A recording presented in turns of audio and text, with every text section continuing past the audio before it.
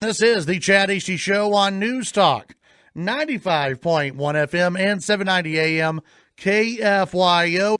Before we get to any of the other topics of the day, we start off on the phones. Always a pleasure to visit with the governor of the great state of Texas, Governor Greg Abbott. Good morning, sir. How are you today? Chad, I'm doing fine. How you doing? Doing fantastic. Appreciate you joining us today. I know you've been talking to a lot of media outlets, and I appreciate you getting us in after your State of the State address this week. Inform our listeners a little bit about what you spoke about and some of your priorities going into this session. Well, so I talked about pretty much the full array of issues that the state of Texas is dealing with, but one thing that happens in a State of the State address is that the governor will lay out several items that are important and need to be advanced at a rapid pace. And I'll mention one, and you can ask about others along the way. But one thing that I mentioned was election integrity. And Chad, know this. This isn't an issue that arose because of this past election. This is an issue that the state of Texas has been working on for a long time, because the skeleton of what I'm looking for right now for election integrity was actually a bill that passed out of the Texas Senate last session. And we want to add on to that ways in which we can make sure that we can crack down on these mail ballot fraud. But know this also. And that is election integrity is an issue that I've been working on for decades now, because I began first working on this when I was the Attorney General of Texas, cracking down on election fraud, prosecuting cases about people who voted illegally or did other things illegally. And the current Attorney General also has been cracking down on election fraud. But it's not just officials in Texas. Believe it or not, even Barack Obama cracked down on election fraud in Texas.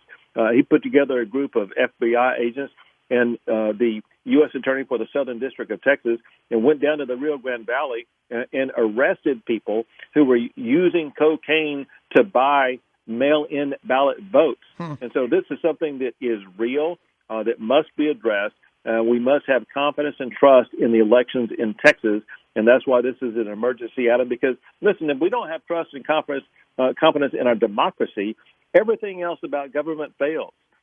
Well, and some on the other side, on the Democrat side, you got the I think the Dallas County commissioners who passed a resolution calling for more freedom to vote, and in that it was basically all mail-in ballots, that anyone can send in a ballot to vote, no questions asked.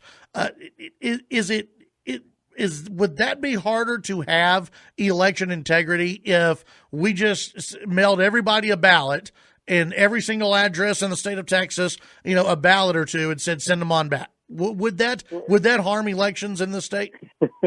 First, that would make it impossible to have election integrity. But second, interestingly, that's the one issue that even Democrats in the Texas legislature have said is the area most fraught with fraud. Even Democrats say that it's easiest to cheat in elections through things like that. And even Democrats have filed complaints with the Texas Attorney General's office, with the Texas Secretary of State about fraud occurring because of that. And then even more specific, in the Dallas area, there are cases under investigation because of mail-in ballot fraud. And so what they were seeking to do is just to increase the potential for fraud in Texas through that mail-in ballot scheme, and that's something that will not be accepted statewide in Texas.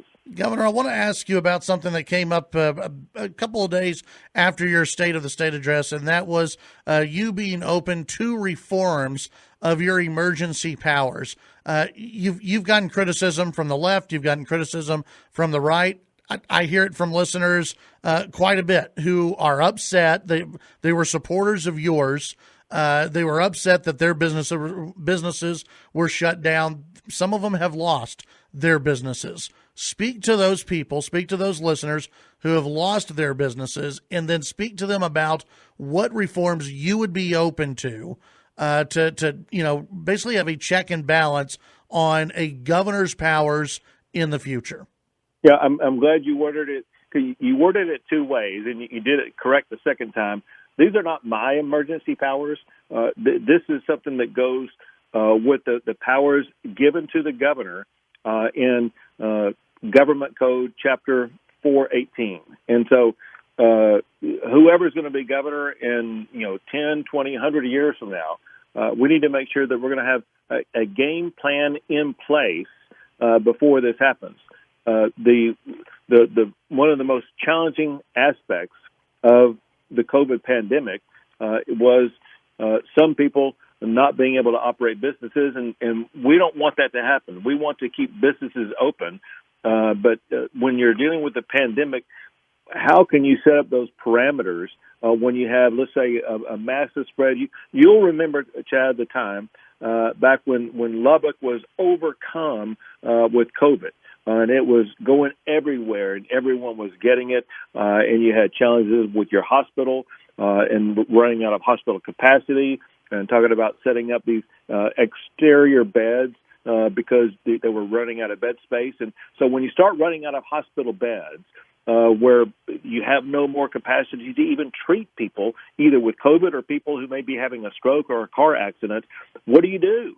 And how do you contain the spread of a virus in that type of situation? And I think it's going to be so helpful to have the legislature in town to go through that. And let me tell you why we need to have pre-planning. When you're dealing with an emergency, which remember there's other types of emergencies. I'll give you two so you can understand the context. You got a hurricane. When things happen in a hurricane, you have to act very swiftly in cutting regulations and doing other actions to make sure you're going to be able to respond to it. Another thing that happens very rapidly out in your neck of the woods that I've dealt with multiple times, and that is you have a fire breakout. It could be in the Lubbock region. We've done it a little bit more north of where you guys are up in the Panhandle, and you've got to be able to act on a moment's notice to quickly deploy assets and resources in an emergency fashion as needed. Same thing happens with swiftly moving pandemic. But we need to game out in advance how we're going to be able to operate so that we are going to be able to protect as many lives as possible, but also protect livelihoods of people who've been harmed by this. And I think that we can work through this over the course of the session so that we can have a good game plan in place. It's kind of like in football. You got Mahomes playing here in the Super Bowl this weekend, and they don't just come up with a new play in the course of the game. They've been pre-planning all along in every different type of scenario what they're going to be able to do and what play to call and run when that situation arises. That's exactly what we have to do this session as it concerns dealing with a pandemic. Governor, we could speak to you for a lot longer. We know you're short on time. We appreciate your time this morning. We look forward to visiting with you throughout the session. Sounds good. Take care. All the best. Lubbock, Texas. All right. Thank you, sir. That's Texas Governor Greg Abbott here on the Chad Hasty Show.